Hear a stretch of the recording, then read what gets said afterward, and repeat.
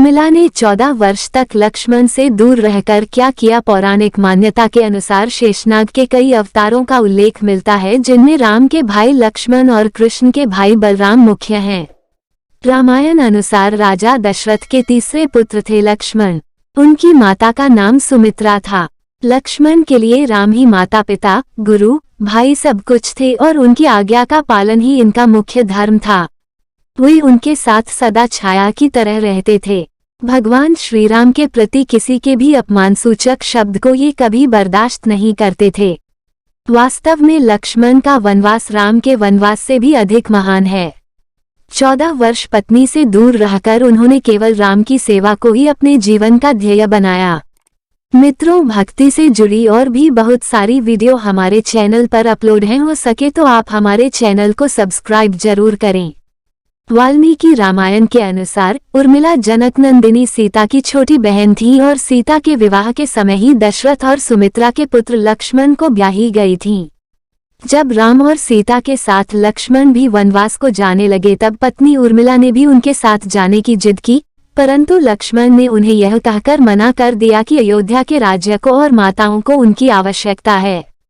उर्मिला के लिए यह बहुत कठिन समय था, ऐसे में जबकि वह नववधू थी और उसके दाम्पत्य जीवन की तो अभी शुरुआत ही हुई थी। लक्ष्मण के वनवास जाने के बाद उर्मिला के पिता अयोध्या आए और उर्मिला को मायके चलने का अनुरोध करने लगे, ताकि मां और सखियों के सान्निध्य में उर्मिला का पति वियोग का दुख कुछ कम हो सके। परंतु उर्मिला ने अपने मायके मिथिला जाने से इनकार करते हुए कहा कि पति की आज्ञा अनुसार पति के परिजनों के साथ रहना और दुख में उनका साथ न छोड़ना ही अब उसका धर्म है। यह उर्मिला का अखंड पतिव्रत धर्म था।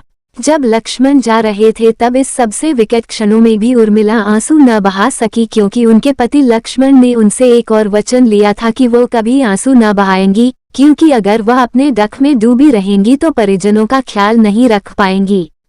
लेकिन अब सवाल यह उठता है कि लक्ष्मण अपनी पत्नी उर्मिला से 14 वर्ष तक दूर रहे तो उर्मिला ने इस दौरान क्या किया। इस संबंध में मान्यता पर आधारित एक कथा पढ़ने को मिलती है। इस कथा का वर्णन रामचरितमानस आदि में नहीं मिलता है। कथा यह है कि रावण के पुत्र मेघनाद को यह वरदान था कि जो व्यक्ति 14 वर्षों तक सोया न हो वही उसे हरा सकता है। हालांकि लक्ष्मण अपने भाई श्रीराम और भाभी सीता की सुरक्षा और सेवा में इतने लगे रहे कि वे 14 वर्ष तक सो ही नहीं पाए। कथा अनुसार उनके बदले उर्मिला 14 वर्ष तक सोती रही। रावण के वध के बाद श्री राम, सीता और लक्ष्मण वापस अयोध्या लौटे आए और वहां प्रभु श्री राम के राजतिलक की तैयारी होने लगी। उस समय लक्ष्मण जोर जोर से हंसने लगे। जब लक्ष्मण से इस हंसी का कारण पूछा तो उन्होंने जो कहा कि सारी उम्र उन्होंने इसी घड़ी का इंतजार किया था कि मैं अब श्री राम का राजतिलक होते हुए देखूंगा, लेकिन अब उन्हें निद्रा देवी को दिया गया वो वचन पूरा करना होगा जो उन्होंने वनवास जाने के पहले दिया था। दरअसल निद्रा ने उनसे कहा था कि वह 14 वर्ष के लिए उन्हें परेशान नहीं करेगी और उनकी पत्नी उर्मिला उनके स्थान पर सोएंगी। निद्रा देवी ने उनकी यह बात एक शर्त पर मानी थी कि जैसे ही वह अयोध्या लौटेंगे उर्मिला की नींद टूट जाएगी और उन्हें सोना होगा। लक्ष्मण इस बात पर हंस रहे थे कि अब उन्हें सोना होगा और वह राम का राजतिलक नहीं देख पाएंगे।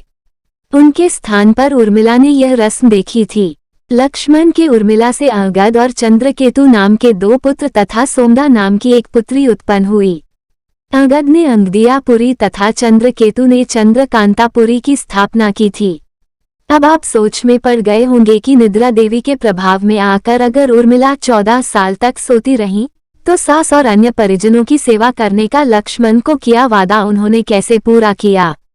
तो उत्तर यह है कि सीता माता ने अपना एक वरदान उर्मिला को दे दिया था।